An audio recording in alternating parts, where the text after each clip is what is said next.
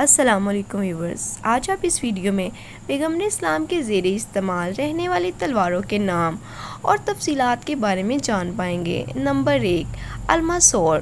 اس تلوار کو ماسور الفجر بھی کہتے ہیں اور یہ پیغمبر اسلام کو اپنے والد سے وراثت میں ملی تھی۔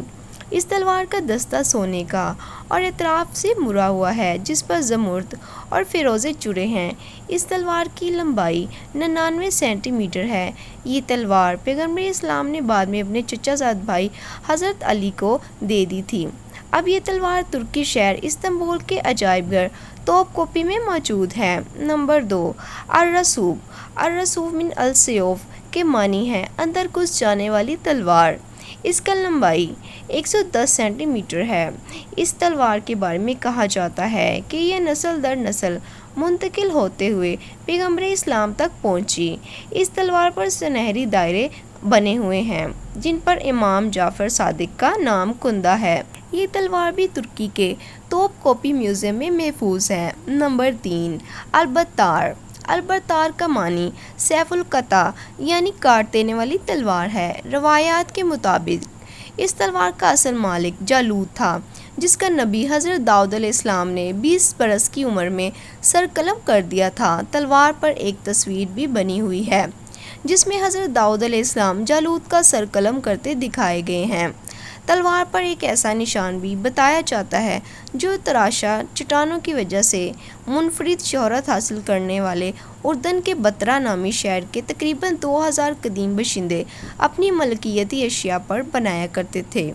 اس تلوار کو سیف الانبیاء یعنی نبیوں کی تلوار بھی کہا جاتا ہے کیونکہ اس پر انبیاء حضرات حضرت داؤد علیہ السلام، حضرت سلیمان علیہ السلام، حضرت ہارون علیہ السلام، حضرت یاسع علیہ السلام، حضرت زکریا علیہ السلام، حضرت یحییٰ علیہ السلام، حضرت عیسیٰ علیہ السلام اور پیغمبر اسلام کا نام کندہ ہیں۔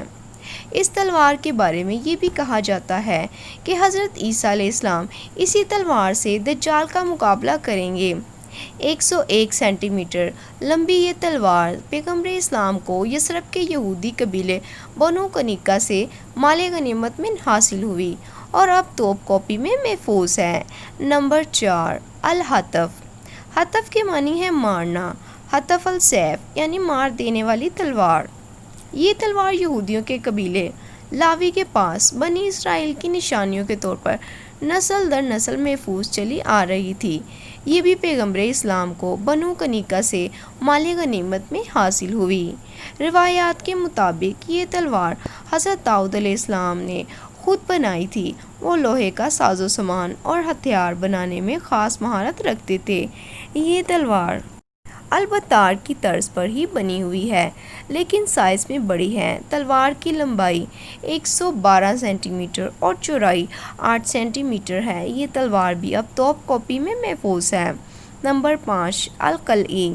خوبصورت میان والی یہ تلوار بھی البتار اور الحطف کی طرح پیغمبر اسلام کو یثرب کے قبیلے بنو کنیقہ سے مال غنیمت میں حاصل ہوئی تھی۔ اس کے علاوہ اس تلوار کے بارے میں یہ بات بھی کہی جاتی ہے کہ پیغمبر اسلام کے دادا حضرت عبد المطلب نے اس تلوار کو اور ہرنوں کے سونے سے بنائے گئے 2 مجسموں کو جاہ زمزم سے نکلوایا تھا اور یہ بھی کہ انہیں بنی اسماعیل کے سسرالی قبیلے نے دفن کیا تھا۔ القلعی کے نام کی وجہ اس کا شام، ہندوستان یا چین کے سرحدی علاقے سے تعلق ہو سکتا ہے، جبکہ محققین کا ایک حلقہ یہ دلیل بھی دیتا ہے کہ قلعی ایک قسم کی دھات کا نام ہے جو دیگر دھاتی چیزوں کو چمکانے یا ان پر پالش چڑھانے کے لیے کام آتی ہے۔ اس تلوار کی لمبائی 100 سینٹی میٹر ہے۔ اب یہ تلوار بھی ترکی کے عجائب گھر میں محفوظ ہے۔ نمبر 6، الذوالفقار۔ اس تلوار کی شہرت 2 دھاڑی ہونے اور اس پر بنے ہوئے 2 نوک والے نقش و نگار کی وجہ سے ہے۔ یہ تلوار روایات کے مطابق جنگ بدر میں مال غنیمت کے طور پر حاصل ہوئی، تاہم بعد میں پیغمبر اسلام نے اسے علی ابن طالب کو دے دیا۔ اکثر حوالوں سے معلوم ہوتا ہے کہ یہ تلوار ان کے خاندان کے پاس کئی نسلوں تک رہی، تاہم ابھی بھی توپ کوپی میں بتائی جاتی ہے۔ نمبر 7، المخزم۔ اس کے معنی بھی ہے کاٹ دینے والی۔ اس تلوار کے بارے میں کہا جاتا ہے کہ یہ علی ابن ابی طالب کو شامیوں کے ساتھ ایک معرکے میں مال غنیمت کے طور پر ملی تھی۔ تاہم دوسری رائے یہ ہے کہ پیغمبر اسلام نے یہ تلوار حضرت علی کو خود ہی دی تھی، جو ان کے ہاں نسل در نسل رہی۔ تلوار پر زین الدین العابدین کے الفاظ کندہ ہیں۔ اس تلوار کی لمبائی 97 سینٹی میٹر ہے اور یہ تلوار بھی توپ کاپی میں رکھی گئی ہے۔ جی تو ویورز، آپ کو یہ میری انفارمیٹیو ویڈیو کیسی لگی؟ کامنٹ باکس میں ضرور بتائیے گا، اور ایسی مزید انفارمیٹیو ویڈیوز کے لیے میرے چینل کو جلدی سے سبسکرائب کر لیں، اور اگر آپ کو یہ ویڈیو اچھی لگی تو ویڈیو کو جلدی سے لائک کر لیں۔ Thanks for watching. اللہ حافظ۔